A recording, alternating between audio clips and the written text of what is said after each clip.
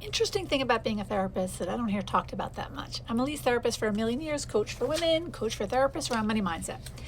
You can have, let's say, 7 people on your schedule, and you'll have like a very breezy light session, and then the next session you go into, let's say, is much heavier, or someone is dealing with something that is upsetting, or that they've experienced a tragedy. And so you need to be able to switch gears pretty readily on a very regular basis, because you never quite know. You can have an idea of what you think a session is going to be like, but you never really know what's going on until the person sits with you. So you do need to be able to kind of get in the headspace for this session, and then, okay, now you're going to go into this session and kind of clear that out, and then start fresh in a headspace, where you can work with the person right in front of you and sort of take what was in your last session and sort of put it over there.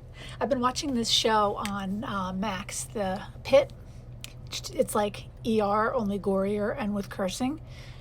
And working in an ED always seemed so appealing to me. I mean, except the seeing the gross things part, because I have such a weak stomach. I am grossed out so easily. I am from a long line of nurses, and never. Ugh, I can't do any of that gross stuff. So that part I wouldn't be able to handle. There was an episode with a guy who got a nail stuck in his chest. Like, oh gosh, I would pass out every single time.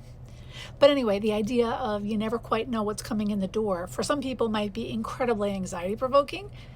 I think that sounds kind of cool. Like you never know what your day is going to look like, right? You don't know what you're going to be doing that day. It's got to keep you on your toes, but I'm sure, keeps it interesting. So on a much, much smaller, less gory scale, therapy is quite similar. And if you have not signed up for my newsletter, come on, people. Link is in the bio. Sign up.